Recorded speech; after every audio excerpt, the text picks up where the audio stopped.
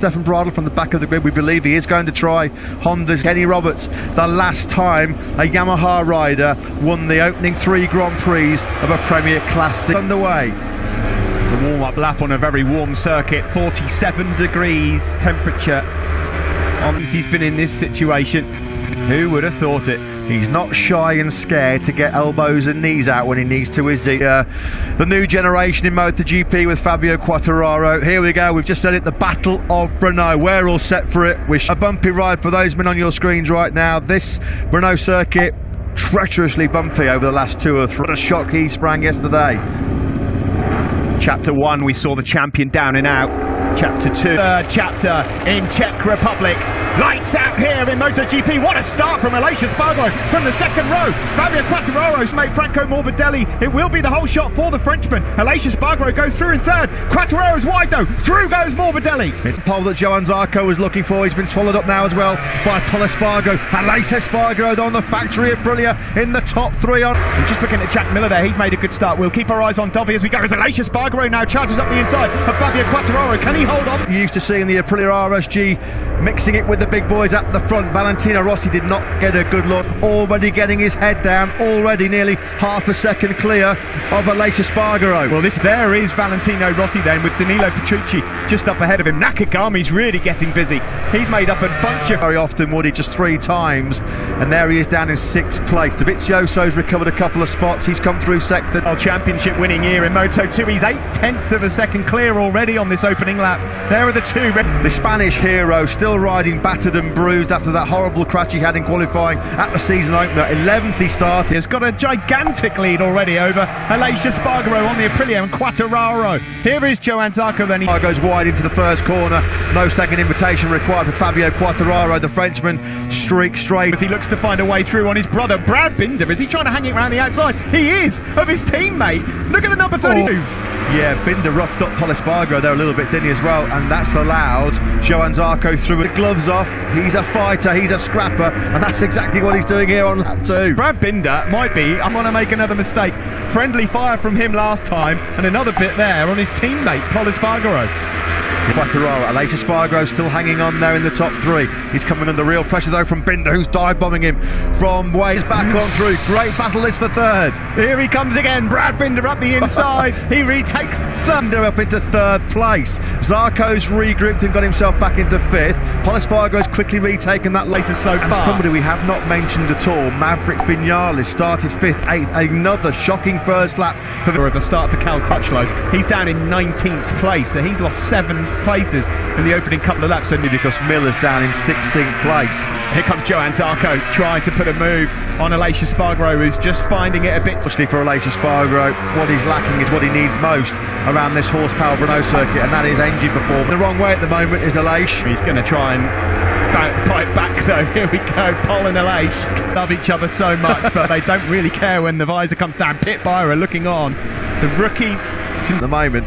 Dovizioso's clawed his way up into 12th, but he's 4.6 seconds behind the race leader. All can keep it all together because he's just showing what he's got here. The future is so bright for that South African. Can you imagine as well, MotoGP race? The kid's got skills.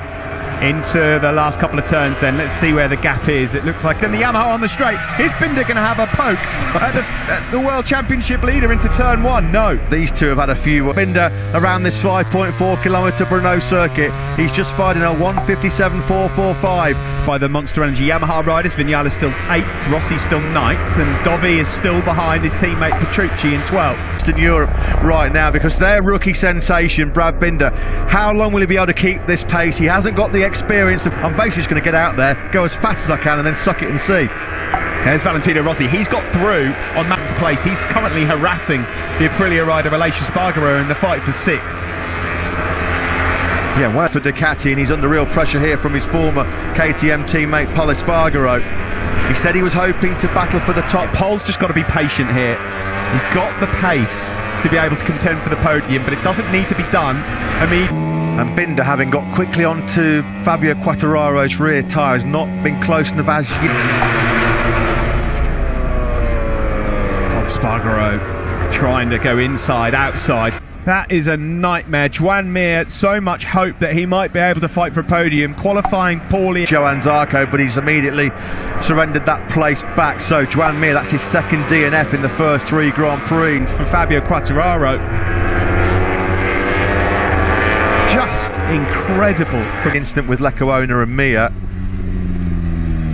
Oh, it was Lecuona, not Oliveira. Sorry, apologies to Portuguese. Hope for his sake he sees the checkered flag, given the almighty roasting he got from Hervé Poncharal. Quartararo at the moment has not been able to.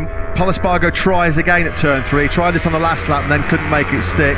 As he finally got a Pol Espargaro, since KTM started in MotoGP 2017, has kind of been their golden boy. They didn't want to lose him to Repsol Honda next year. There's no problem at all for Franco Morbidelli. He's still 1.1 seconds clear. In the background there, will be a bit nervous about what's to come here, because not only is his rookie in third, but Pol Espargaro's close out. But in a moment, Pit Byra is going to be looking at his men scuffling it out for a podium place on that 2019 Ducati. Yeah, and he's got nothing to worry about. Alex Rins is over 2.7 seconds, still nowhere near 100% fit, and what he's doing on that Suzuki is truly remarkable. Behind his teammate Franco Morbidelli with the 2 hungry Red Bull KTMs behind, because Espargaro is coming, and he's coming fast. He's taking chunks. Rins, outstanding work in 6th. He's got past Aleix Espargaro and he's broken him as well. It's now the turn of Valentino Rossi. It's as big as it's been, 1.4 seconds now. Morbidelli at 58.4, just a fraction of a 3. He is, you know, he's going for it up the inside of the World Championship leader. He's done it. What a move by Binder. Punt as well. Brad Binder then up into second. Now, can he break away from Fabio Quartararo? I'm wondering, able to run the same pace as Franco Morbidelli all weekend. Quartararo, the meat in a Red Bull KTM sandwich, and Quartararo's got bigger problems to worry about as well, because Pol Espargaro and Johan Zarco are all over his rear tyre now as well, without the big mistake at the first corner. Oh, his 2 KTMs on the podium right now. Fabio's in trouble. Might have run into a spot of bobber here, and all of a sudden we have got 2 Red Bull KTMs ahead of Zarco. He's getting a bit twitchy and impatient again, isn't he, Pol Espargaro? And Johan Zarco now wants to move through on him, and he's going to have a look up into wide again. He is wide again. He's got to keep calm, cool and collected. Oh, he's gone down! Believe it. Was there contact between him and Johan Zarco? He's got his arms up, wondering what's happened. There was definitely a nudge. Pol Espargaro. Was there contact here? Yes. Oh dear. It's happened repeatedly like this in different classes. As you said, you can't quite see. You've got to go for the gap. But Zarco blitzing by Quartararo. Quartararo's having grip problems here, big style. And Zarco through at turn. He will just say, I know what you guys are saying. I just didn't see him. I was leaning over to the right. I know exactly what he's going to say.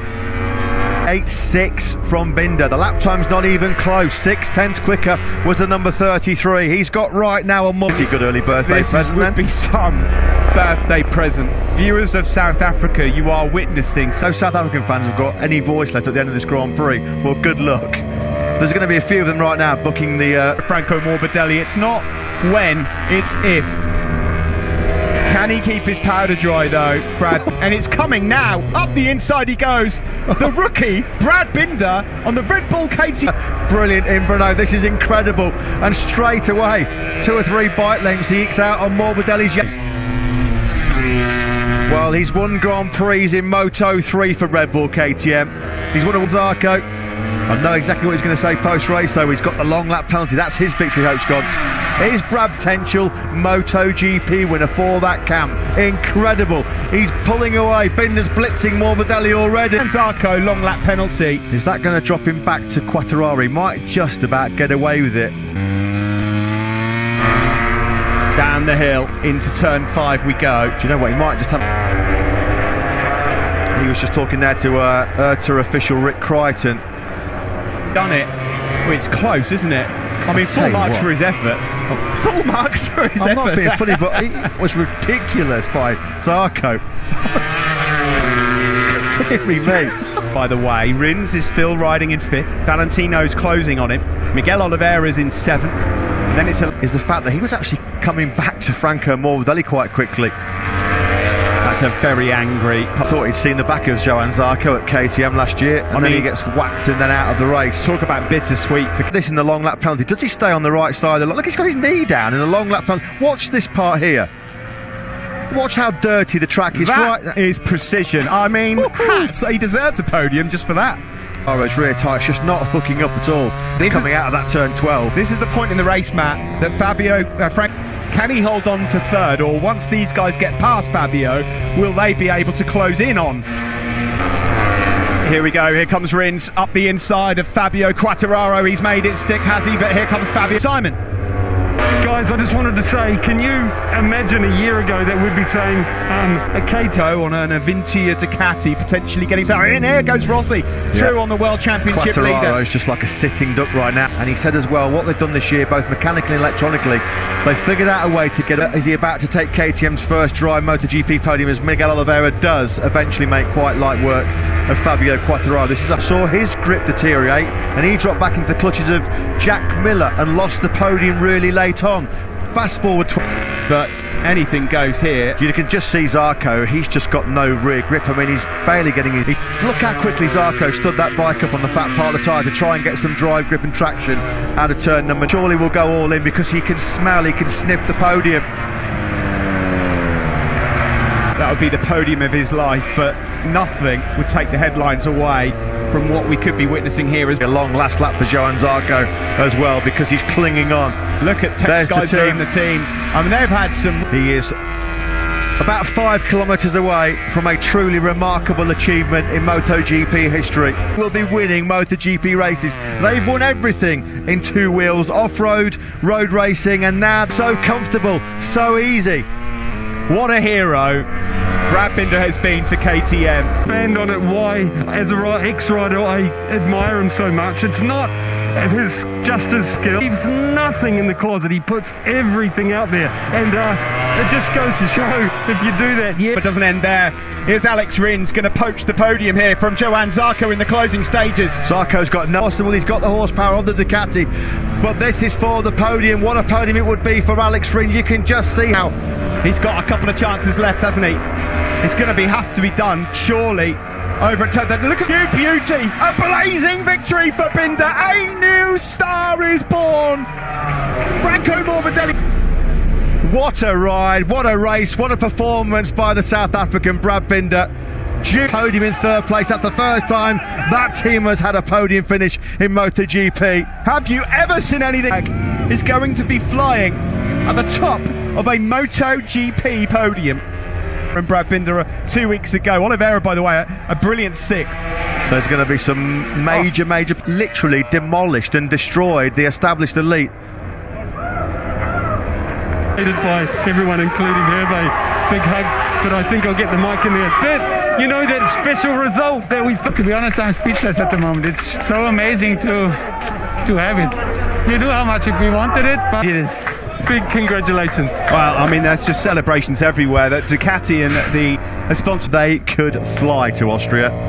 Brilliant, absolutely brilliant. Congratulations, of course, we should not forget nothing in response to Brad Binder's searing pace, but good to see Morbidelli second. He was the top Petronas Yamaha Essex in the Premier class since Marc Marquez in Austin 2013. We can go back to Simon in pit lane, who I'm sure has got an ecstatic work you put in here on the ground with the riders and engineers.